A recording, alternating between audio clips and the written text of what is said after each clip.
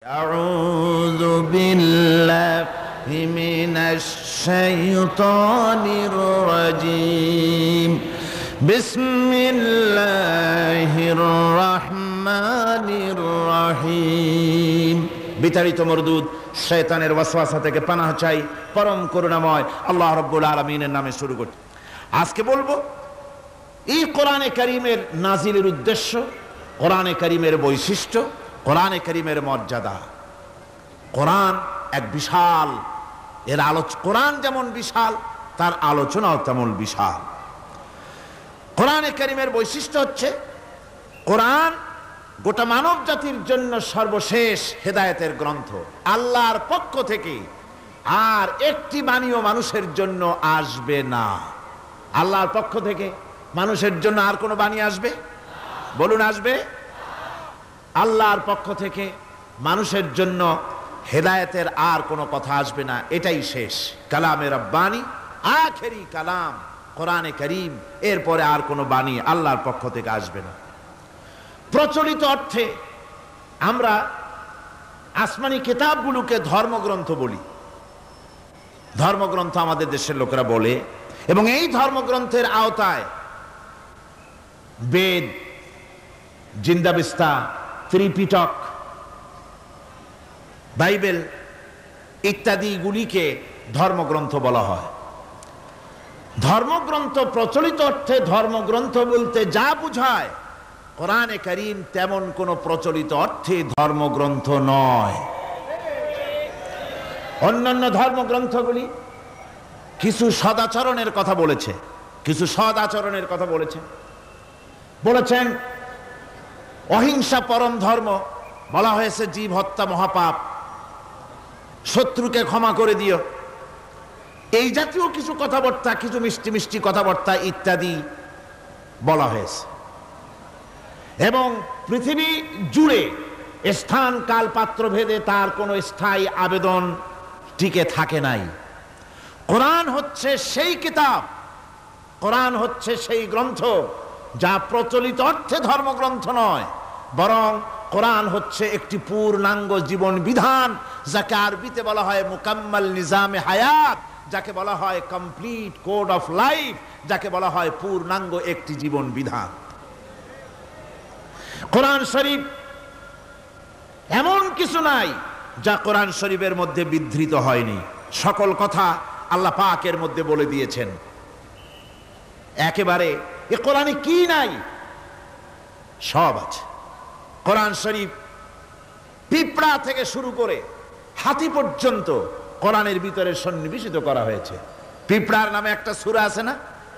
নাম কি? সূরা আন-নামল। আবার হাতির নামেও একটা সূরা আছে, নাম কি? সূরা ফিল। লোহার নামে সূরা আছে, মাকড়সার নামে সূরা আছে, মৌমাছির নামে সূরা আছে, মানুষের নামেও সূরা আছে। মানুষের ভেতরে দুটো শ্রেণী, পুরুষ এবং নারী, মহিলাদের কেউ বাদ দেওয়া হয় নাই, তাদের জন্য একটা সূরা আছে, নাম কি? তাহলে পিঁপড়া থেকে শুরু করে হাতি আর মানুষ, তার প্রয়োজনীয় যা কিছু সব কিছুকে আল্লাহ পাক কোরআনে কারীমের মধ্যে সন্নিবেশিত করে দিয়েছেন। আমি অনেকবার কথা বলেছি, এটা কোনো কোরআন হাদিসের কথা নয়, এটা আমার ধারণার কথা, কোরআন হাদিসের কথা নয়। যেমন কোরআন শরীফের শুরু হয়েছে বিসমিল্লাহ দিয়ে। কি দিয়ে শুরু হয়েছে? বিসমিল্লাহ দিয়ে। প্রথম অক্ষরটা কি? বা। আর শেষ হয়েছে মিনাল জিন্নাতি ওয়ান নাস, শেষের অক্ষর কি? সিন। তাহলে কোরআনের প্রথম অক্ষর বা আর শেষের অক্ষর সিন, দুইটাকে জুড়ে দিলে কি হয়? বাস।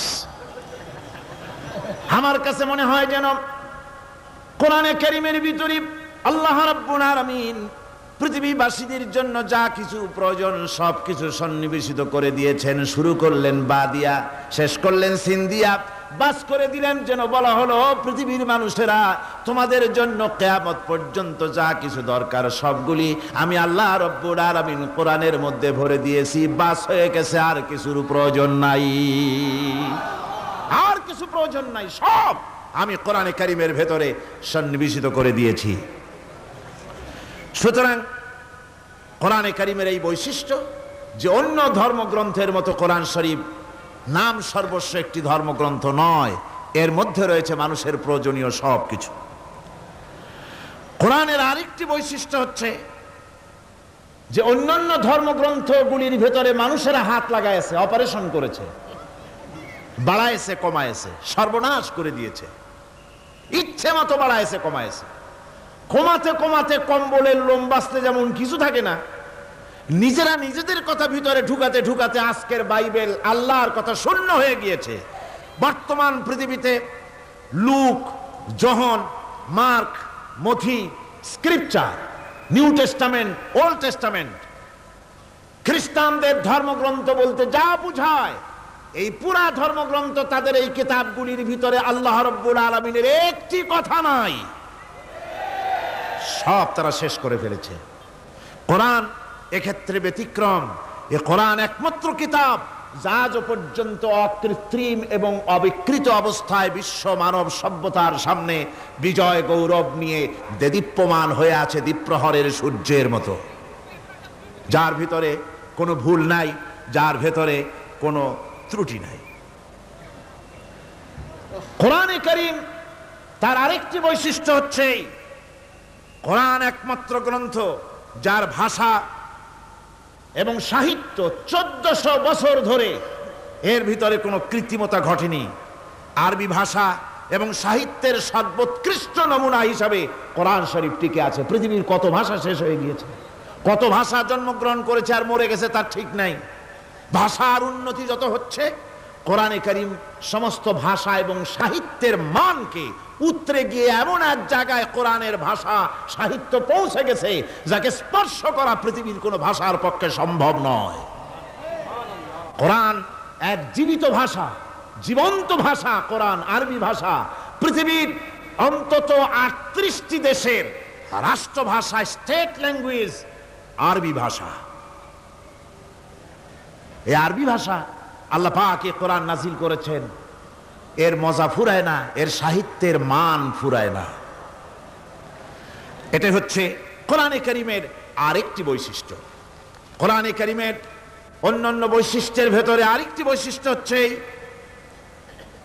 যে এ কোরআনে কারীম একমাত্র কিতাব যেই কিতাবের ভেতরে রয়েছে কোরআনের অনুসারী তাদের নাম এবং কোরআনের অনুসারী তাদের ধর্মের নাম গ্রন্থের ভেতরে আছে, যা অন্য কোনো কিতাবের মধ্যে নাই।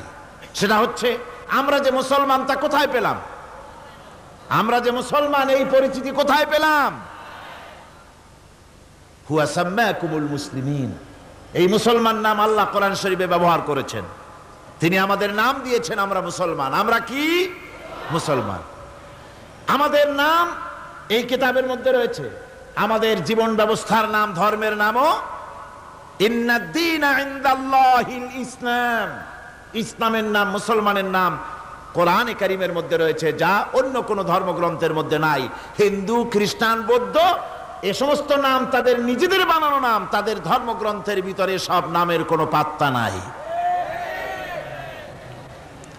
কোরআনে কারীমের আরেকটি বৈশিষ্ট্য হচ্ছে কোরআন বিশ্বের সর্বাধিক পঠিত গ্রন্থ। এত বেশি পড়া হয়েছে, এ কোরআন পড়া হচ্ছে, এত বেশি পৃথিবীর কোন বই আজ পর্যন্ত পড়া হয় নাই আর হবেও না। কোরআনে কারীমের আরেকটি বৈশিষ্ট্য হচ্ছে এই বিশাল ধর্মগ্রন্থ, এই বিশাল জীবন ব্যবস্থা, এই বিশাল কিতাব মানুষেরা মুখস্থ করেছে। আপনি আমাকে বলেন, নিজের ভাষা নয়, নিজের মায়ের ভাষা নয়, এমন এক বিশাল কিতাব মানুষ মুখস্থ করতে পেরেছে, এর কোন নমুনা আছে দুনিয়ায়? এর কোন নমুনা আছে? মাতৃভাষা নয়, অথচ পৃথিবীর ইংরেজ হোক, উর্দুভাষী হোক, ল্যাটিন হোক, তেলুগু হোক, ডাচ হোক, ফ্রান্স হোক, যে কোনো ভাষা, বাংলা ভাষা হোক, সমস্ত ভাষার লোকেরা কোরআনে কারীমকে মুখস্থ করতেছে। সুবহানাল্লাহি ওয়া বিহামদিহি। আমাদের দেশেও লক্ষ লক্ষ হাফেজে কোরআন বর্তমান রয়েছে। এটা হচ্ছে কোরআনে কারীমের আরেকটি বিরাট রকমের বৈশিষ্ট্য। কোরআনে কারীমের অফুরন্ত বৈশিষ্ট্যের ভেতরে এটাও একটি, কোরআন হচ্ছে একটি বিরাট মুজিজা। এ কোরআন একটি মুজিজা। কোরআন একটি কি? মুজিজা। দুনিয়ায় যত নবী আল্লাহ পাঠিয়েছেন, সমস্ত নবীদেরকে তিনটা জিনিস দিয়েছেন। কয়টা জিনিস কন্ত? তিনটা। ওয়াহি, হুসনে খুলক আর মুজিজা। একটা হচ্ছে ওহী, আরেকটা হচ্ছে উন্নত মানের চরিত্র, আরেকটা হচ্ছে কি? মুজিজা। এই মুজিজা সকল নবীকে দেওয়া হয়েছে। মুজিজা হচ্ছে সমকালীন যুগের বড় যে কোনো শক্তিকে দুর্বল করে দেয়, যে কোনো জিনিসকে দুর্বল করে দেওয়ার মতো ক্ষমতা রাখে যে জিনিস, তার নাম মুজিজা। মুসা আলাইহিস সালামের জামানায় জাদুর প্রভাব ছিল। তখন আল্লাহ রাব্বুল আলামিন মুসা আলাইহিস সালামকে একটা মুজিজা দিলেন। কি দিলেন? আল্লাহ রাব্বুল আলামিন বললেন, ওয়ামা তিলকা বিয়ামিনিকা ইয়া মুসা। মুসা, তোমার ডান হাতে ওটা কি? তিনি বললেন, এটি একটি লাঠি। আল্লাহ পাক বললেন, লাঠি তো ঠিকই, কিন্তু এর মধ্যে আরো এক ক্ষমতা আছে, তুমি জানো না, লাঠিকে ফেলে দাও। লাঠি ফেলে দিলেন, কি হয়ে গেল? হিয়া হাইয়াতুন তাসআ, বিরাট এক সাপে পরিণত হয়ে গেল। এই সাপ নিয়ে, এই লাঠি নিয়ে তিনি জাদুকরদের মোকাবেলা করলেন। জাদুকরেরা বলল, আপনি আগে দেখাবেন জাদু না আমরা দেখাবো আগে? মুসা আলাইহিস সালাম বললেন, তোমরা আগে দেখাও। তারা জাদু মন্ত্র পুত করে আশেপাশের সব জিনিসগুলিকে বাঘ, সিংহ ইত্যাদি বানিয়ে ফেললো। এগুলি ঝাঁপিয়ে পড়লো মুসা আলাইহিস সালামের উপরে। ক্ষণিক সময়ের জন্য মুসা আলাইহিস সালাম ঘাবড়ে গেলেন। আল্লাহ রাব্বুল আলামিন হযরতে মুসাকে ডেকে বললেন, মুসা রে, ভয় পাওয়ার কোনো কারণ নাই। প্রতিষ্ঠিত একটি সরকারের বিরুদ্ধে তোমাকে নামায় দিয়া ময়দানে তোমাকে আমি একা ছেড়ে দেই নাই। আমি আল্লাহ রাব্বুল আলামিন তোমার সাথে আছি। হাতের লাঠি ছেড়ে দাও। মুসা আলাইহিস সালাম লাঠি ছেড়ে দিলেন। লাঠি সাপ হয়ে গেল, হা করলো। জাদুকরদের তৈরি করা সমস্ত বাঘ, সিংহ, সাপ মুসা আলাইহিস সালামের লাঠি মার্কা সাপের পেটের মধ্যে গিয়া ঢুকলো। জাদুকরেরা মনে করলো, আমরা যা দেখালাম তা তো জাদু। নিঃসন্দেহে মুসা আলাইহিস সালাম যা দেখালেন তা নিঃসন্দেহে জাদু নয়, কারণ জাদু তো খেয়ে ফেলে দিয়েছে।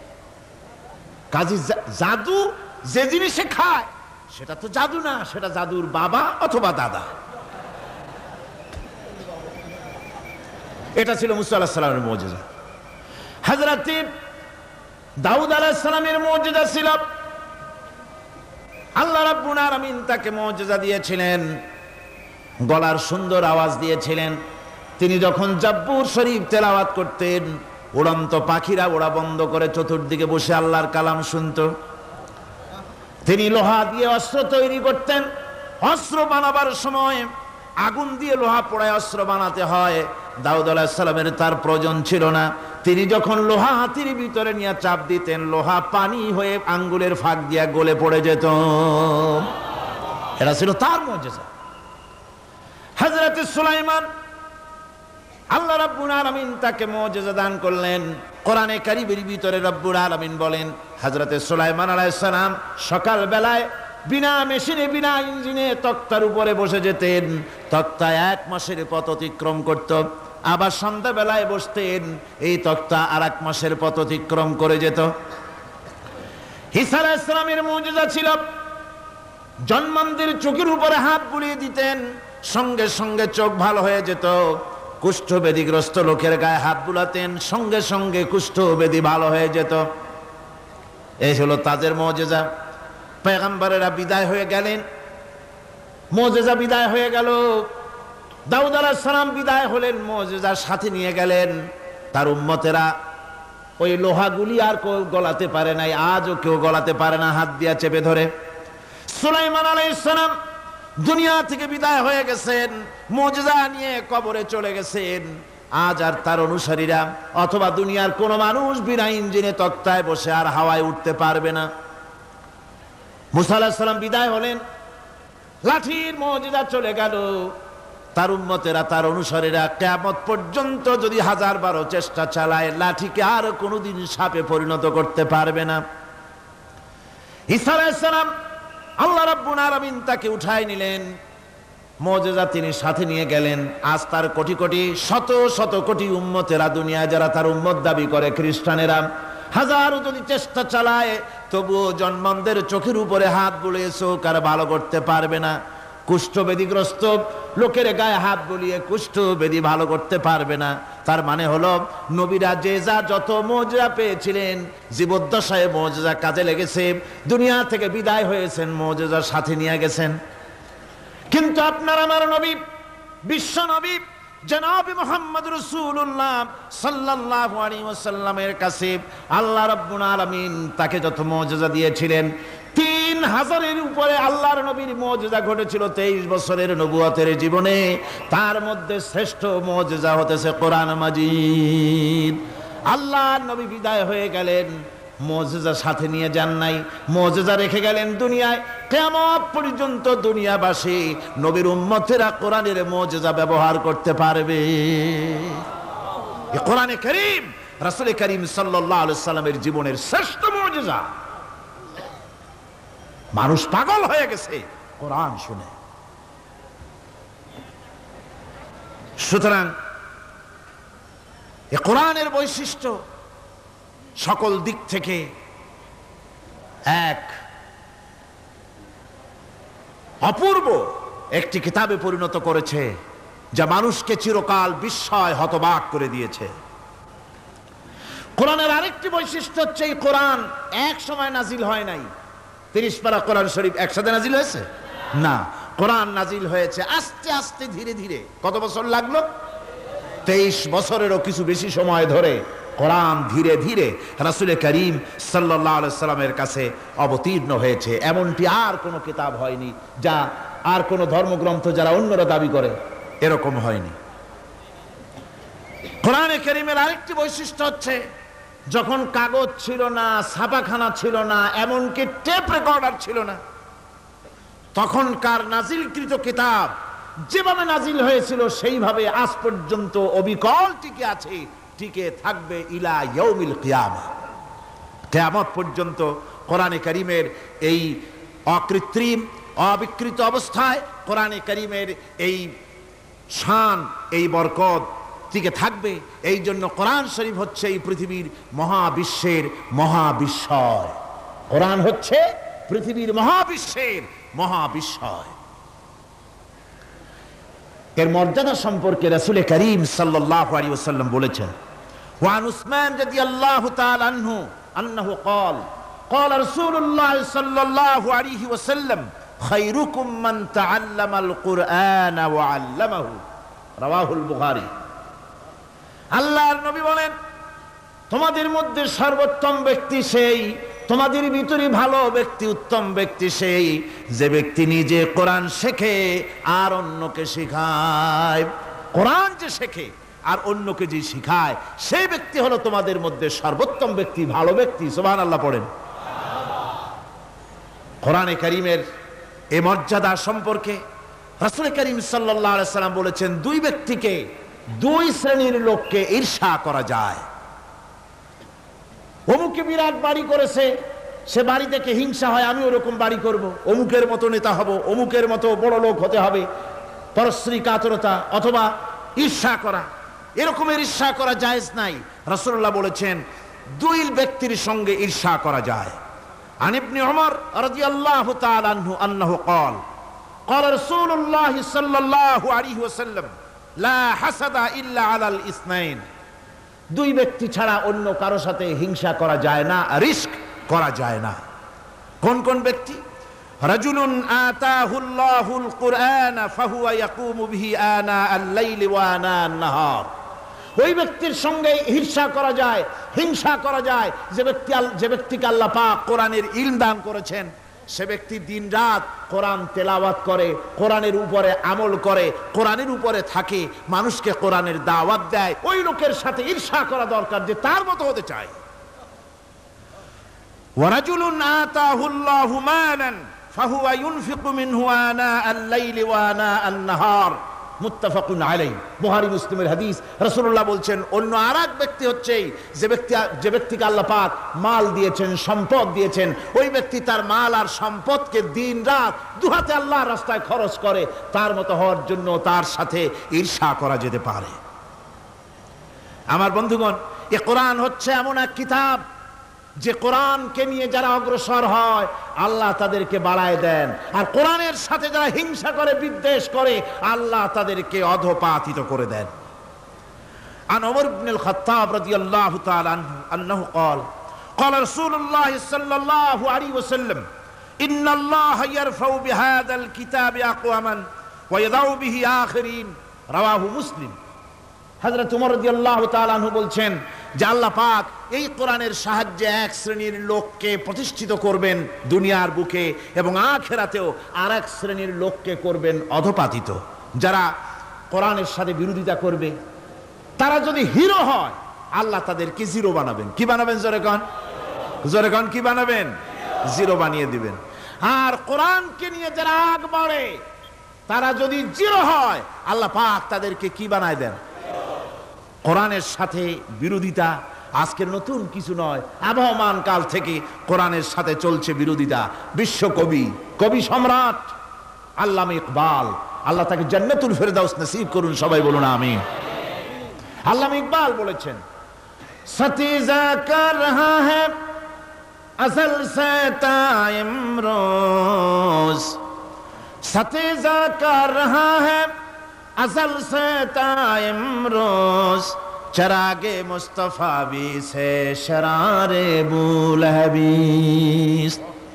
মুহাম্মদ সাল্লাল্লাহু আলাইহি সাল্লামের দীপ শিখার সাথে, আল্লাহর দ্বীনের সাথে আবু জাহাল, আবু লাহাবের অগ্নিস্ফুলিঙ্গের সংঘর্ষ আবহমান কাল থেকে লেগে এসেছে, কিন্তু ওদের এই অগ্নিস্ফুলিঙ্গের টক্কর লেগে মুহাম্মদ সাল্লাল্লাহু আলাইহি সাল্লামের টিম টিম করে জ্বলে ওঠা এই প্রদীপটি প্রচন্ড ঝড়ো হাওয়ার মুখে, টর্নেডো আর গর্কির মুখে নিভে যায়নি, জ্বলছে, জ্বলবে কিয়ামত পর্যন্ত। এটাকে নিভাবার ক্ষমতা বিশ্বের কোনো মানুষের নাই। ফু দিয়ে কেউ যদি নিভাতে চায়, চেহারা শুদ্ধ, মাথা শুদ্ধ পুড়ে ছাই হয়ে যাবে, কোরআনের আলোকে নির্বাপিত করতে পারবে না।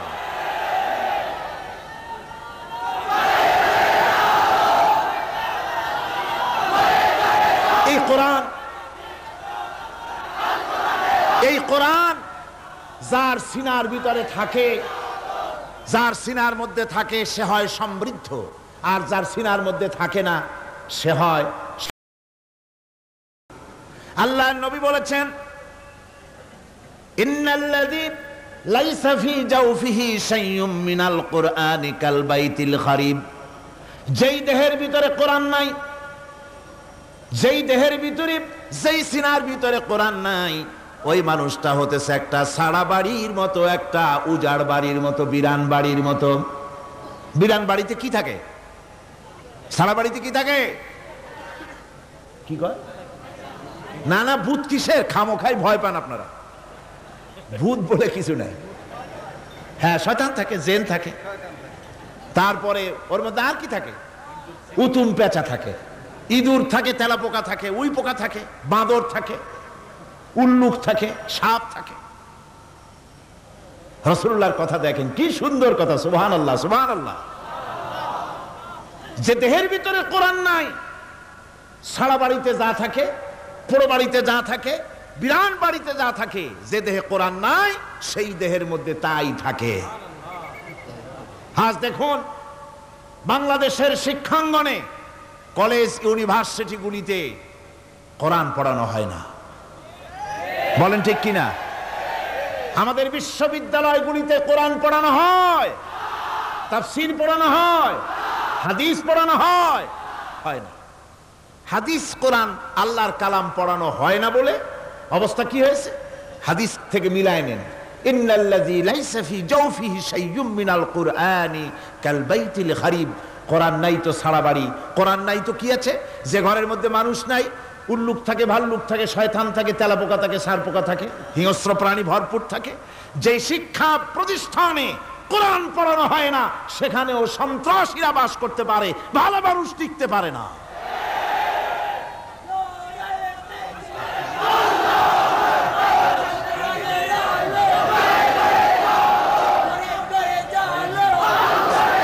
এই জন্য কোরআন যেখানে পড়া হয় না সেটা কবরের তুল্য, কোরআন যেখানে তেলাওয়াত হয় না সেটা কিসের তুল্য? কবরের তুল্য। আল্লাহর নবী বলেছেন, আন আবি হুরায়রা রাদিয়াল্লাহু তাআলা আনহু আন্নাহু ক্বাল قال رسول الله صلى الله عليه وسلم لا تجعلوا بيوتكم مقابر رواه মুসলিম। আল্লাহর নবী বলেন, তোমাদের ঘরগুলিকে তোমরা কবর বানায়ো না। অর্থাৎ যে ঘরের মধ্যে কোরআনে কারীম তেলাওয়াত হয় না সেটা কবরের সমতুল্য, কবরের সমতুল্য। আগে আমাদের ঘর সমূহে যখন ছোট ছিলাম তখন দেখতাম ঘরে ঘরে কোরআন তেলাওয়াত হতো, ঠিক না? প্রত্যেকটা ঘরের জানালা দিয়া সকালবেলা আওয়াজ আসতো, আউযু বিল্লাহি মিনাশ শাইতানির রাজিম, বিসমিল্লাহির রহমানির রহিম, তেলাওয়াতের আওয়াজ ভেসে আসতো। আজ আর এই অবস্থা নাই। আজ ভদ্রলোকের বাড়ির সামনে দিয়ে হেঁটে যাবেন, সকালবেলা কিসের তেলাওয়াত? জনমের ঘুম ঘুমায়, পাইকারি দরে ঘুমায়, ফজরের নামাজ নাই। শহরের অবস্থা, অধিকাংশ বাড়িতে ফজরের নামাজ হয় না। ডিসেন্টিনার মাধ্যমে, আগে তো শুধু বাংলাদেশের ছবি, ডিসেন্টিনার মাধ্যমে সারা পৃথিবীর শয়তানি আর বদমাশি ঘরে বসে গেলা যায়। উপকারিতা এবং অপকারিতা দুটোই আছে। নিউজ দেখা যায়, সাথে সাথে আবার নিউজের সাথে আরো বাজে কিছু দেখা যায়।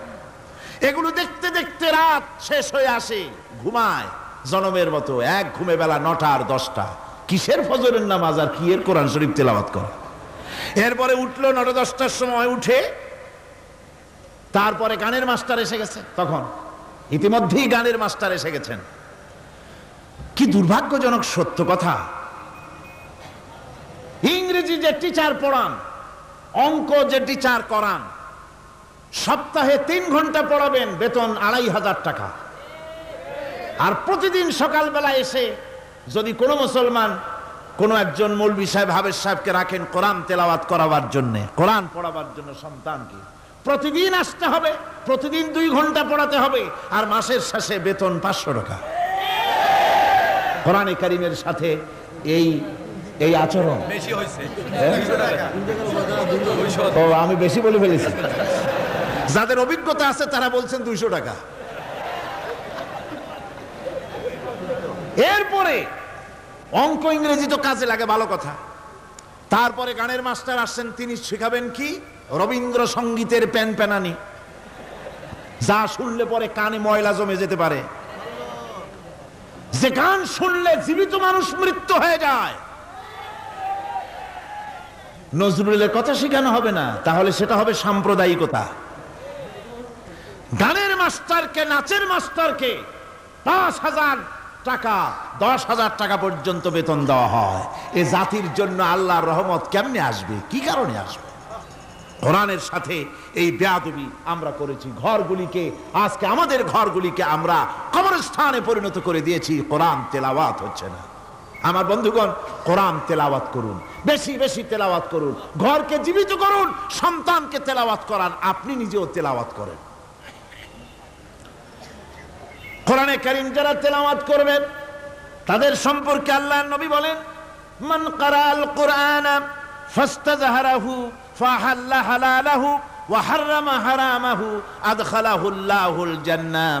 আল্লাহর নবী বলেন, যে ব্যক্তি কোরআন শরীফ তেলাওয়াত করবে এবং কোরআনের হালাল অনুযায়ী হালালকে মেনে চলবে, হারাম অনুযায়ী হারাম থেকে ফিরে থাকবে, এরকম কোরআনের উপরে যে তেলাওয়াত করবে আর আমল করবে, আল্লাহ রাব্বুল আলামিন কিয়ামতের দিন তাকে জান্নাতের ভিতরে প্রবেশ করাবেন। শুধু বেহেশতে যাবে না, ওয়া সাফাহু ফি হাশরাতিন মিন আহলি বাইতিহি কুল্লুহুম কাদ ওয়াজাবাত লাহুন নার। নবীজি বলেন, এই কোরআনে কারীমের বরকতে কিয়ামতের দিন ওই ব্যক্তি তার রক্ত সম্পর্কিত 10 জন আত্মীয়র ব্যাপারে সুপারিশ করার জন্য তৌফিক পাবে আল্লাহর দরবারে। এমন 10 ব্যক্তি, যেই 10 ব্যক্তির জন্য হিসাবের পরে জাহান্নাম ওয়াজিব হয়ে গিয়েছিল, এমন 10 ব্যক্তি সম্পর্কে কোরআনের তেলাওয়াতকারী আর আমলকারী আল্লাহর দরবারে সুপারিশ করার জন্য পারমিশন পাবেন। এমন নিয়ামত, সেই নিয়ামত থেকে আমরা বঞ্চিত হয়ে যাচ্ছি। আমি বলি না যে আপনারা কলেজ ইউনিভার্সিটিতে ছেলেদের পড়তে দিবেন না, আমি তা বলি না। তারা কলেজ ইউনিভার্সিটিতে বিলক্ষণ পড়াশোনা করুক, কিন্তু তাদেরকে কোরআন শরীফ শিখান। লক্ষ লক্ষ টাকা খরচ করলেন ছেলের পেছনে, কিন্তু কোরআন শিখালেন না। আপনি মরে গেলে আপনার জানাজাটা পড়বে, এ তৌফিকও সে পেল না। জানাজার ইমামতি তো দূরের কথা, জানাজার নিয়ত জানে না, পাক পবিত্রতা জানে না। বাপ মরে গেছে, সে তখন ছিল মার্কেটে, শুনলো বাপ মরছে, তাড়াতাড়ি জানাজায় শরীক হতে হবে। প্যান্টও পাক নাই, যেহেতু পেশাবের যখন বেগ এসেছিল দেওয়ালের পাশে দাঁড়াইয়া কাম সারছে, ধোয়া মোছার কাম নাই, মাথায় টুপি নাই, নাক মোছা রুমাল ছিল পকেটে, রুমালটা মাথায় দিয়া দাঁড়ায় গেল, আল্লাহু আকবার। বাপের কপালে যা আছে তাই হোক। তারপরে বাপ মরে গেছে, কান্না শুরু করেছে। যেদিন মরছে সেদিন কানতেছে, পরের দিনও একটু মুখ মলিন কান্দে। নাম বল্টু মিয়া। তার আবার এক বন্ধু আছে, তার নাম শান্টু মিয়া। শান্টু মিয়া বলছে, মিয়া বল্টু কান্দো কেন? কয় বাপ মরে গেছে। কয় এগুলো বাঁচে নাকি? এগুলো মরিই যায়, আমার একটা ছিল ওটাও মরছে। চিরকাল কারো বাপ থাকে না, সুতরাং এত মন খারাপ কেন? আসো, ইন্ডিয়া থেকে ভালো একটা বই আসছে, সেইটা দেখে এত আনন্দ পাবে। বাপ তো বাপ, 14 গোষ্ঠী মরলেও মনের দুঃখ মুছে যাবে।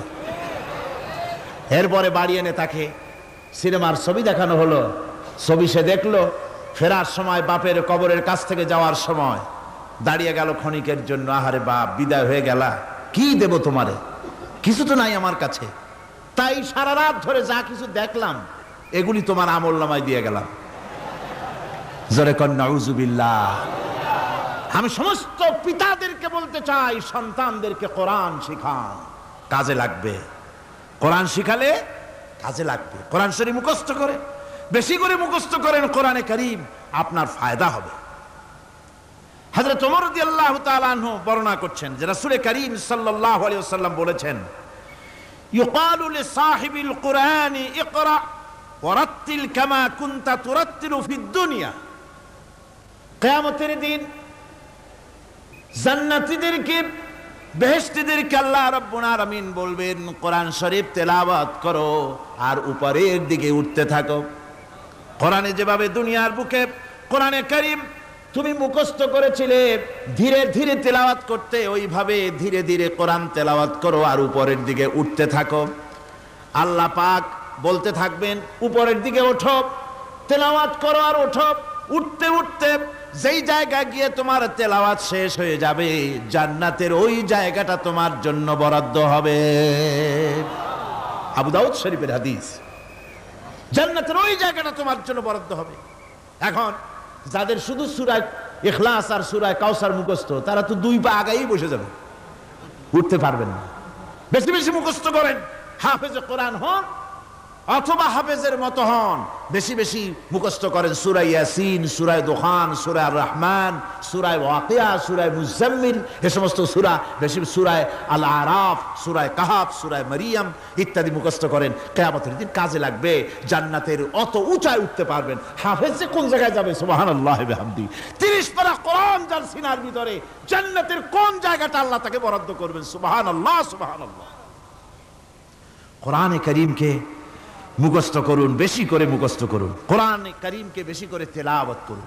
এই কোরআনে কারীমকে যারা বেশি করে তেলাওয়াত করবে, তেলাওয়াত করতে গিয়ে যারা আল্লাহর কাছে কিছু চাওয়ার সময় পাবে না, তাদের সম্পর্কে রাসূল কারীম সাল্লাল্লাহু আলাইহি ওয়াসাল্লাম বলেছেন হাদিসে কুদসি। হাদিসে কুদসি রাসূল কারীম সাল্লাল্লাহু আলাইহি ওয়াসাল্লাম বলেছেন, ইয়াকুলু রাব তাবারাকা ওয়া তাআলা মান শাগালাহুল কুরআন আন যিকরি মাসআলাতি আতাইতুহু আফজালা মা উতিয়াস সাইলিন। আল্লাহর নবী বলেন, আমার আল্লাহ পাক বলেছেন, কোরআন তেলাওয়াত করতে গিয়ে যারা ব্যস্ত থাকে, কোরআন তেলাওয়াত করতে করতে যারা আমার কাছে হাত পেতে কিছু চাওয়ার সময় পায় না, যারা আমার কাছে হাত পেতে কিছু চায়, তাদের থেকে তেলাওয়াতকারীদেরকে আমি রব্বুল আলামিন বেশি করে দেই। সুবহানাল্লাহ। কোরআন তেলাওয়াত করতে করতে যারা আল্লাহর কাছে হাত পেতে চাওয়ার সময় পায় না, আল্লাহ পাক বলেন যারা চায় তাদের থেকে তেলাওয়াতকারীকে আমি বেশি দেই। আমার বন্ধুগণ, শুধু তাই নয়, এ কোরআনে কারীম যারা তেলাওয়াত করবে, আমল করবে, কিয়ামতের দিন তার মা বাপের মাথার উপরে আল্লাহ রাব্বুল আলামিন, আবু দাউদ শরীফের হাদিসে এসেছে, তার মা বাপের মাথার উপরে নূরের টুপি পরিধান করানো হবে। এমন নূরের টুপি, এমন নূরের তাজ পরানো হবে, চন্দ্র সূর্যের আলোকে ম্লান করে দেবে। হাসরবাসীরা প্রশ্ন করবেন, এ লোকটি কে? কোনো ফেরেশতা নাকি? বলে না। কোনো নবী নাকি? বলে না। তবে কি ইনি কে? জবাব হবে, ইনি হচ্ছেন সেই ব্যক্তি যিনি তার সন্তানদেরকে কোরআন শিখিয়েছিলেন। কোরআন শিখানোর কারণে আল্লাহ রাব্বুল আলামিন আজ তার মা বাপের মাথার উপরে নূরের টুপি পরিধান করে হাসরের ভিতরে মর্যাদা দিলেন। কিয়ামতের দিন দুনিয়া মর্যাদা পাওয়া যাবে, আখিরাতেও মর্যাদা পাওয়া যাবে যদি কোরআনে কারীমকে তেলাওয়াত করা যায়, আমল করা যায়, বোঝা যায়, তাহলে এই সমস্ত নিয়ামত আল্লাহ পাক দান করবেন। সুতরাং এই এত বড় নিয়ামত থেকে আমরা যেন কেউ বঞ্চিত হয়ে না যায়। কোরআন হচ্ছে এমন এক কিতাব যার তাফসীর লেখা হয় নাই। পৃথিবীতে এমন কোনো ভাষা নাই, পৃথিবীর উল্লেখযোগ্য সবগুলি ভাষায় কোরআনে কারীমের তাফসীর লেখা হয়েছে, কিন্তু কোন মুফাসসির আজ পর্যন্ত কথা বলেন নাই যে আমি যে তাফসীর লিখছি এর চাইতে ভালো তাফসীর আর কেউ লিখতে পারেও না, আর পারবেও নাই। এটা শেষ, আর তাফসীর লেখা লাগবে না। এ কথা কেউ বলতে পেরেছে? জোরে বলেন, পেরেছে? পারে নাই। তার কারণ কি? আল্লাহ রাব্বুল আলামিন বলেন, قُلْ لَوْ كَانَ الْبَحْرُ مِدَادًا لِكَلِمَاتِ رَبِّي لَنَفِدَ الْبَحْرُ قَبْلَ أَن تَنفَدَ كَلِمَاتُ رَبِّي وَلَوْ جِئْنَا بِمِثْلِهِ مَدَدًا। আল্লাহ পাক বলেন, নবী আপনি বলুন, আমার রবের কথাগুলি লেখার জন্য যদি সমুদ্রের পানিগুলি, সমুদ্রের সমস্ত পানিগুলি যদি কালিতে পরিণত হয়ে যায়, আর আমার রবের কথাগুলি যদি লেখা শুরু হয়ে যায়, আমার রবের কথাগুলি লেখার পূর্বে সমস্ত সমুদ্রের পানিগুলি শেষ হয়ে যাবে। তারপরে যদি আবার সমুদ্র ভরে দেওয়া হয়, আরো যদি লেখা হয়, তবুও আমার রবের কথা লেখা শেষ হবে না। আল্লাহ রাব্বুল আলামিন বলেন, وَلَوْ أَنَّ مَا فِي الْأَرْضِ مِنْ شَجَرَةٍ أَقْلَامٌ وَالْبَحْرُ يَمُدُّهُ مِنْ بَعْدِهِ سَبْعَةُ أَبْحُرٍ مَا نَفِدَتْ كَلِمَةُ اللَّهِ। আল্লাহ রাব্বুল আলামিন বলেন, মা নাফিদাত কালিমাতুল্লাহ। আল্লাহ পাক বলেন, 7টা সমুদ্রের পানি যদি একত্রিত করা হয়, 7টা সমুদ্রের পানি যদি এক জায়গায় করা হয়, এই পানিগুলি যদি কালিতে পরিণত হয়ে যায়, আর পৃথিবীর সমস্ত গাছগুলি যদি কলমে পরিণত হয়ে যায়, ওই গাছগুলি দিয়ে যদি ওই পানি রূপ কালি দিয়ে আমার প্রভুর কথা, আল্লাহ রাব্বুল আলামিনের কোরআনের কথা যদি লেখা শুরু হয়ে যায়, লিখতে লিখতে সমস্ত পানিগুলি, গাছগুলি শেষ হয়ে যাবে, আল্লাহ পাকের কালামের ব্যাখ্যা লেখা শেষ হবে না। মা নাফিদাত কালিমাতুল্লাহ, আল্লাহর কথা লেখা শেষ হবে না। এত বড় বিরাট আজিম কিতাব আল্লাহ পাক আমাদেরকে দান করেছেন। সুবহানাল্লাহ পড়েন। এই কিতাবের এত বড় গুরুভার আল্লাহ রাব্বুল আলামিন বলেছেন, লাউ আনজালনা হাযাল কুরআন আলা জাবালিন লারাআইতাহু খাশিআম মুতাসাদ্দিআম মিন খাশিয়াতিল্লাহ। আমি যদি এই কোরআনকে পর্বতের উপরে নাজিল করতাম, তাহলে তুমি দেখতে পেতে আমার ভয় ভীত সন্ত্রস্ত হয়ে পাহাড়গুলো চূর্ণ বিচূর্ণ হয়ে যেত। এত বড় আসিম কিতাব আমি তোমাদেরকে দান করেছি, যার গুরুভার বহন করতে কেউ রাজি হয়নি। পাহাড় পর্বত কেউ রাজি হয়নি, মানুষ রাজি হয়েছে। এই মানুষের উপরে আমি এটা অবতীর্ণ করেছি। গোটা বিশ্ববাসীর সামনে এই কিতাব আমি দিয়েছি তোমাদেরকে, এর দ্বারা হেদায়েত তোমরা গ্রহণ করবে। কিয়ামতের দিন আল্লাহর এই বিরাট নিয়ামত আমাদেরকে দান করলেন, আমরা এই নিয়ামতের নাশকর করেছি। অর্থাৎ এই কোরআনকে আমরা ব্যবহার করেছি, সঠিকভাবে করি নাই, বেঠিকভাবে করেছি। প্রথম দিন, দ্বিতীয় দিন আমি বলেছি কোরআন শরীফকে শুধু তাবিজ তুমারের জন্য, শুধু সওয়াবের জন্য তেলাওয়াত করেছি। আসলে শুধু সওয়াবের জন্য তো আসেনি কোরআন। কোরআন বুঝতে হবে, আমল করতে হবে, তবে না শান্তি পাবো। আপনি যদি, কোরআন হচ্ছে মানুষের জীবন সমস্যার সমাধানের গ্রন্থ। ওষুধ খেলে রোগ ভালো হয়। ওষুধ খেলে কি হয়? কেউ যদি সকাল বেলায় তসবিহ হাতে নিয়ে 500 বার পড়ে ওষুধ ওষুধ ওষুধ, 500 বার পড়লে রোগ কি ভালো হবে? বরং রোগ আরো বাড়তে পারে চিল্লাইতে চিল্লাইতে। শীতের জন্য লেপ গায়ে যায় না দিয়া কেউ যদি চিল্লাইতে থাকে, জিকির করে লেপ্ত শোক লেপ্ত শোক লেপ্ত শোক, শীত কি বন্ধ হবে নাকি? পানির পিপাসায় ছটফট করে মানুষ যদি চিল্লায় পানি পানি পানি পানি পানি, পানির পিপাসা আরো বাড়বে। তাহলে কি বোঝা গেল? পিপাসা লাগলে পানি পান করতে হবে, শীত লাগলে কম্বলটা গায়ে দিতে হবে, রোগ হলে ওষুধটা খেতে হবে, তাহলে সব সমস্যার সমাধান হবে। অনুরূপভাবে আমরা শুধু কোরআনে কারীমকে তেলাওয়াত করি সবের নিয়তে, তার হুকুমগুলি জীবনের উপরে আমল করি না বলে আজকের জীবন আমাদের বিপর্যস্ত হয়েছে। ব্যক্তিতে, পরিবারে, রাষ্ট্রে শান্তি নাই, কোথাও শান্তি নাই এই কারণে। আর কিয়ামতের দিন রাসূল আসামি করবেন তাদেরকে যারা কোরআন অমান্য করেছে। রাসূল হবেন বাদী, বাদী হবেন কে? জোরে বলেন, কে বাদী হবেন? রাসূল। আসামি হবে কারা? যারা কোরআন ছেড়ে দিয়েছে। আল্লাহ রাব্বুল আলামিন বলেন, وقال الرسول يا رب إن قومي اتخذوا هذا القرآن مهجورا। কিয়ামতের দিন রাসূল আল্লাহর দরবারে ফরিয়াদ করবেন, আয় আমার রব, আয় আমার আল্লাহ তাআলা, এই সমস্ত লোকগুলি তোমার কালামকে, তোমার কোরআনকে অপ্রয়োজনীয় জিনিস বলে তারা পরিত্যাগ করেছিল। কোরআনকে অপ্রয়োজনীয় মনে করেছে, কোরআনের সাথে ঠাট্টা করেছে, বিদ্রুপ করেছে। কোরআন শিক্ষা ভিক্ষার ঝুলি, শেখার বুলি মনে করেছে। কোরআনের কোনো মূল্য দেয় নাই, কোরআনের কোনো দাম দেয়নি, কোরআনের সাথে ঠাট্টা করেছে, কোরআনের আইনের সাথে ঠাট্টা করেছে, বিদ্রুপ করেছে। আমার বন্ধুগণ, কিয়ামতের দিন যখন এরা উপস্থিত হবে আল্লাহর দরবারে, আল্লাহ রাব্বুল আলামিন কোরআনের সাথে যারা ঠাট্টা করেছে, বিদ্রুপ করেছে, কোরআনের আইনকে নিয়ে যারা ঠাট্টা বিদ্রুপ মজাক উড়ায়ছে, কিয়ামতের দিন তাদেরকে বলা হবে ওয়াকিলাল ইয়াউমা নানসাকুম কামা নাসিতুম লিকা ইয়াউমিকুম হাযা। কিয়ামতের দিন আল্লাহ রাব্বুল আলামিন কোরআনের ঠাট্টাকারী, কোরআনের বিদ্রুপকারী, কোরআনের আইনের অমান্যকারীদেরকে বলবেন, আমি আজকে তোমাদের ভুলে গেলাম, যেমন করে তোমরা এই দিনে আমার সঙ্গে সাক্ষাৎকারের কথা ভুলে গিয়েছিলে। তোমরা যেমন আমার আজকের এই কিয়ামতের দিনের কথা যারা ভুলে গিয়েছিলে, আজকে আমিও তোমাদেরকে ভুলে গেলাম। এরপরে কি হবে? ওয়া মাওয়াকুমুন নার ওয়া মা লাকুম মিন নাসিরিন। আল্লাহ পাক বলেন, এরপরে এদের জায়গা হবে জাহান্নাম, আর এদের সাহায্যকারীও কেউ থাকবে না, জাহান্নামে চিরকাল থাকতে হবে। এটা এই জন্য যে তারা আল্লাহর কোরআনের সঙ্গে ঠাট্টা করেছে, বিদ্রুপ করেছে, কোরআনের আইন মানে নাই, কোরআনের আইনকে অমান্য করে চলেছে। এই জন্য কিয়ামতের দিন আল্লাহ রাব্বুল আলামিন তাদেরকে শাস্তি প্রদান করবেন। কোরআন পৃথিবীর বুকে আল্লাহ নাজিল করেছেন, শুধু তেলাওয়াত করবেন ঝুলে ঝুলে, এজন্য নয়। কি জন্য নাজিল হলো? এবার উদ্দেশ্য শুনুন। আল্লাহ পাক বলেন, আর রহমান আল্লামাল কোরআন।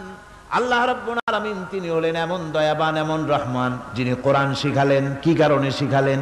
কোরআন নাজিলের উদ্দেশ্য কি? আল্লাহ পাক বলেন, ইন্না আনজালনা ইলাইকাল কিতাবা বিল হাক্কি লিতাহকুমা বাইনান নাসি বিমা আরাকাল্লাহ। আল্লাহ পাক বলেন, এই কিতাব আমি আপনার প্রতি অবতীর্ণ করেছি এই জন্যে যাতে করে আপনি আল্লাহর প্রদর্শিত এই বিধান অনুযায়ী মানুষের উপরে বিচার ফয়সালা করতে পারেন। মানুষের উপরে আইন চলবে আল্লাহ। কার আইন? জোরে বলেন, কার আইন? আলা লাহুল খালক ওয়াল আমর। সৃষ্টি যার, আইন চলবে কার? আল্লাহ পাক বলেন, এই জন্য নাজিল করলাম, কোরআন নাজিল করেছি যাতে করে কোরআনের আইন দিয়ে বিচার ফয়সালা করতে পারেন, সেই জন্যই কোরআন নাজিল করলাম। আসলে আল্লাহর নবীর এই পৃথিবীতে আগমনের উদ্দেশ্য ওটাই ছিল। হুয়াল্লাযী আরসালা রাসূলাহু বিল হুদা ওয়া দীনিল হক লাইয়ুযহিরাহু আলাদ-দীনি কুল্লিহি ওয়া কাফা বিল্লাহি শাহীদা। আল্লাহ রাব্বুল আলামিন বলেন, আমি আমার রাসূলকে দ্বীনে হক সত্যের বিধান সহকারে দুনিয়ায় প্রেরণ করেছি। লাইয়ুযহিরাহু আলাদ-দীনি কুল্লিহি আয় লাইয়ুগলিবাহু আলা সাইরিল আদিয়ান, সমস্ত আদিয়ানে বাতিলের উপরে আমার দ্বীনকে বিজয়ী করে দেওয়ার জন্য আমি রাসূলের কাছে কিতাব সহকারে তাকে অবতীর্ণ করেছি। এ দায়িত্ব শুধু মুহাম্মদ সাল্লাল্লাহু আলাইহি ওয়াসাল্লামের ছিল না, দুনিয়ার উপরে আল্লাহর দ্বীন কায়েম করা, আল্লাহর বিধান অনুযায়ী মানুষের বিচার ফয়সালার দায়িত্ব শুধু মুহাম্মদ সাল্লাল্লাহু আলাইহি ওয়াসাল্লামের ছিল না, সমস্ত নবীদের ছিল। কাদের ছিল? সব নবীদের ছিল। ফাবাআসাল্লাহু আন-নাবিয়্যিনা মুবাশশিরিনা মুনযিরিন ওয়া আনজালা মা'আহুমুল কিতাবা বিল হাক্কি লিয়াহকুমা বাইনান নাস। আল্লাহ পাক বলেন, সমস্ত নবীদের কাছে আমি কিতাব অবতীর্ণ করেছি এই জন্য যে তারা সহজ এবং সোজা পথে যারা চলতে চায় তাদেরকে তিনি সুসংবাদ দিবেন, আর বাঁকা পথে যারা চলবে তাদেরকে তিনি জাহান্নামের ভীতি প্রদর্শন করবেন। আর আমি তার উপরে যে কিতাব অবতীর্ণ করেছি এই কিতাব দিয়ে জনগণের উপরে বিচার ফয়সলা করবে, আইন চলবে আল্লাহর কিতাব দিয়ে। আইন চলবে কি দিয়ে? আল্লাহর কিতাব দিয়ে। আল্লাহর কিতাব অনুযায়ী জনগণকে পরিচালিত করবেন। এই জন্য আমি এই কোরআনকে নাজিল করেছি, অতীতেও এই কিতাবগুলি নাজিল করেছি। কুল ইয়া আইয়ুহান নাসু ক্বাদ জাআকুমুল হাক্কু মির রাব্বিকুম। আল্লাহ পাক বলেন, নবী আপনি বলে দেন, আপনি বলুন, হে মানব সকল, আল্লাহর পক্ষ থেকে তোমাদের জন্য মহাসত্য এসেছে, এই মহাসত্য যদি অনুসরণ করো তোমাদের জন্য কল্যাণকর হবে।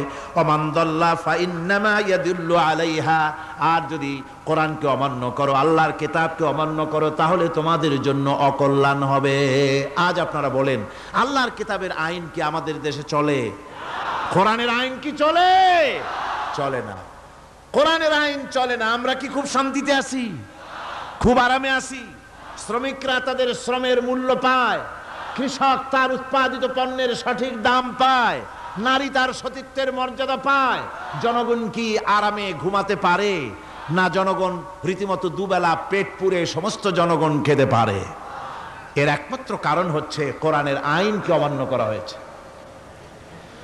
ভালো করে কান পেতে শুনুন, আল্লাহ রাব্বুল আলামিন কোরআনে কারীমের মধ্যে পরিষ্কার করে বলেছেন, ওয়া মান লাম ইয়াহকুম বিমা আনজালাল্লাহু ফাউলাইকা হুমুল কাফিরুন।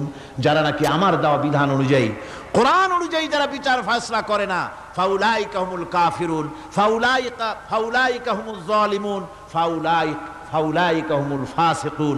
যারা আমার দেওয়া বিধান অনুযায়ী বিচার ফয়সালা করে না তারা কাফির, তারা জালিম, তারা ফাসিক। সুতরাং এর ভিতরে এই জুলমের মধ্যে জালিমদের অন্তর্গত, ফাসিকদের অন্তর্গত হয়ে বাংলাদেশের বহু মুসলমান, পৃথিবীর বহু এলাকার মুসলমান এর মধ্যে লিপ্ত হয়ে আছে। কোরআনের আইন চালু না করলে পরে, কোরআনের আইন না মানলে পরে জালিম হতে হবে, কাফির হতে হবে, ফাসিক হতে হবে। অর্থাৎ যতখানি না মানবেন ততখানি এই বিশেষণে বিভূষিত হতে হবে। আমার বক্তব্য হচ্ছে, কোরআনে কারীম পৃথিবীতে এসেছে শাসন করতে দুনিয়াকে। তার মধ্যে রয়েছে রাজনীতি, অর্থনীতি, সব কিছু। এই বিচার ফয়সালা কোরআন থেকে যারা গ্রহণ করে না, রাসূলকে যারা বিচারক মানে না, তাদের সম্পর্কে আল্লাহ পাক কি বলছেন শুনুন। ফালা ওয়া রাব্বিকা লা ইউমিনুনা হাত্তা ইউহাক্কিমুকা ফীমা শাজারা বাইনাহুম সুম্মা লা ইয়াজিদু ফী আনফুসিহিম হারাজাম মিম্মা কাদাইতা ওয়া ইউসাল্লিমু তাসলিমা। আল্লাহ রাব্বুল আলামিন বলেন, ফালা ওয়া রাব্বিক, কখনো নয় হে নবী, আপনার রবের কসম, কখনোই নয়। ওরা মুমিন নয় যারা নাকি তাদের জীবনের সব কিছুর ব্যাপারে যতক্ষণ পর্যন্ত আপনাকে বিচারক না মানে, আপনার দেওয়া ফয়সালাকে গ্রহণ না করে, এবং আপনি বিচার করার পর ফয়সালা দেওয়ার পরে এটার উপরে দ্বিধাহীন চিত্তে মেনে যতক্ষণ না নিবে ততক্ষণ পর্যন্ত তারা যত ঈমানের দাবি করুক তারা আসলে মুমিন না। এ ফতোয়া কার? এ ফতোয়া কার? আল্লাহ রাব্বুল আলামিনের ফতোয়া। কখনো মুমিন হতে পারবে না যারা রাসূলুল্লাহকে ফয়সালাকারী হিসেবে গ্রহণ না করবে, কোরআনকে সংবিধানের উৎস হিসেবে গ্রহণ না করবে। কোরআন এসেছে আইনের কিতাব হিসেবে পৃথিবীর মানুষকে পরিচালিত করার জন্য। আজ এই কোরআনের আইন যারা মানে সেখানে শান্তি পায়, কোরআন যেখানে মানে না সেখানে শান্তি হয় না। রাসূল করিম সাল্লাল্লাহু আলাইহি ওয়াসাল্লাম 23 বছর ধরে কঠিন সাধনা করে, কঠিন সাধনার মাধ্যমে আল্লাহর এই কোরআনের আইন দিয়ে এমন একটি সুন্দর সমাজ প্রতিষ্ঠা করেছিলেন যেই সমাজে চুরি ছিল না, ডাকাতি ছিল না, জেনা ছিল না, ব্যভিচার ছিল না, হত্যা ছিল না, মানুষ আরামে ঘুমিয়েছিল ঘরের দরজা খুলে। সুবহানাল্লাহি বিহামদিহি। আপনারা কি চান মদিনার সেই শাসনের মতো, মদিনার সেই সুন্দর নিরাপত্তাপূর্ণ ভীতিহীন সেই সমাজের মতো সুন্দর একটি সমাজ বাংলাদেশেও চালু হোক? তা কি আপনারা চান? কারা কারা চান দেখি তো, কারা কারা চান?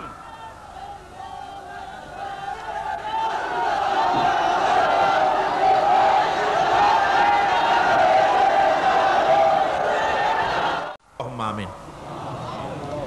ربنا ظلمنا أنفسنا وإن لم تغفر لنا وترحمنا لنكونن من الخاسرين। রব্বুল আলামিন দীর্ঘ রজনী পর্যন্ত তোমার বান্দারা লক্ষ লক্ষ মানুষ কোরআনে কারিমের কথা শুনেছে, তোমার হাবিবের কথা শুনেছে। আয় আল্লাহ তাআলা তুমি দয়া করে মেহেরবানি করে তেলাওয়াত এবং দরুদ ও সালামের সওয়াব রাসূল করিম সাল্লাল্লাহু আলাইহি ওয়াসাল্লামের রূহ মুবারকে পৌঁছিয়ে দাও। রব্বুল আলামিন আমরা যারা হাত তুলেছি এর মধ্য থেকে মা বাপ যাদের দুনিয়া থেকে জন্মের মতো বিদায় হয়ে গেল, আল্লাহ তুমি দয়া করে মেহেরবানি করে আমাদের মা বাপের কবরগুলিকে জান্নাতের টুকরা বানাইয়া দিও। রব্বির হামহুমা কামা রব্বায়ানি সগীরা, রব্বির হামহুমা কামা রব্বায়ানি সগীরা। হে আল্লাহ রাব্বুল আলামিন, সারা জীবন আমরা গুনাহ করেছি, নাফরমানি করেছি। আল্লাহ কোরআনে কারীমের মাহফিলে এসে তোমার দরবারে কাঙ্গালের মতো হাত তুলেছি, দয়া করে মেহেরবানি করে জিন্দেগীর সকল গুনাহ খাতা তুমি মাফ করে দাও। রব্বুল আলামিন আমাদের ভিতরে বহু মানুষ রোগী আছে, অসুস্থ আছে, প্রতিদিন অনেক চিঠি আসে, দোয়া আছে। আল্লাহ তুমি দয়া করে মেহেরবানি করে আমাদের সকলের রোগ ব্যাধিগুলিকে তুমি শেফায়া জেলা দিয়ে দাও। রব্বুল আলামিন মা বোনেরা কষ্ট করে প্রতিদিন আসেন, আল্লাহ তুমি তাদের ব্যাধি মাফ করে দিও, ইমানের সাথে পর্দার সাথে চলাফেরার তৌফিক দিও, স্বামী এবং সন্তান সহ ইমানে শান্তিতে বসবাস করার তৌফিক দিও। তুমি বলেছো দুউনি আস্তাজিব লাকুম, আমাকে ডাকো আমি ডাকের সাড়া দেব। রব্বুল আলামিন তোমার কথার উপরে সম্পূর্ণ ঈমান আমাদের আছে। আয় আল্লাহ সেই ঈমান নিয়ে, সেই মনোবল নিয়ে তোমার রহমতের দরবারে আমরা হাত পেশ করেছি। আল্লাহ তুমি আমাদের হাত ফিরাইয়া দিও না। এ মাহফিলের বরকতে সমস্ত মানুষের ভিতরে মোহাব্বত পয়দা করে দাও আল্লাহ, হিংসা বিদ্বেষ দূর করে দাও। আয় আল্লাহ এই কোরআন দিয়ে বাংলাদেশ শাসিত হচ্ছে, এই দৃশ্যটা আমাদেরকে একবারের জন্য যদি হয় আল্লাহ চোখে দেখায় দিও। আল্লাহ এই দৃশ্যটা একবার আমাদের চোখে দেখার তৌফিক দান করে দিও আল্লাহ। রব্বুল আলামিন আজকের মুনাজাতকে কবুল করে নাও। উলামা হাজারাত যারা এসেছেন আল্লাহ তুমি দয়া করে সমস্ত উলামা হাজারাতদেরকে ঐক্যবদ্ধ হওয়ার তৌফিক দাও, দ্বীনের পরিপূর্ণ খেদমতের তৌফিক দাও। সাংবাদিক ভাইয়েরা প্রতিদিন কষ্ট করতেছেন, সুন্দর করে লিখে লিখে রিপোর্ট করছেন। আল্লাহ সাংবাদিক ভাইদেরকেও দ্বীনের খেদমত, কোরআনের খেদমত করার যোগ্যতা বাড়িয়ে দাও। চিকিৎসাবিদ, প্রকৌশলী, কৃষিবিদ, তারপরে দেশের প্রশাসনিক দায়িত্বশীল যারা আছেন, বিভিন্ন সেক্টরে যারা কাজ করছেন, জজ, barrister, magistrate, DC, SP, police, BDR, army, যিনি যেখানে আছেন সকলকে আল্লাহ তোমার দরবারে তোমার গোলাম হিসাবে কবুল করে নাও। আল্লাহ সকলকে ইসলামের দায়িত্ব ঈমানের সাথে পালন করার তৌফিক দাও। রব্বানা তাকাব্বাল মিন্না ইন্নাকা আনতাস সামিউল আলিম وتب علينا إنك أنت التواب الرحيم سبحان ربك رب العزة عما يصفون وسلام على المرسلين الحمد لله رب العالمين وجعل آخر كلمة عند الموت لا إله إلا الله محمد رسول الله السلام عليكم ورحمة الله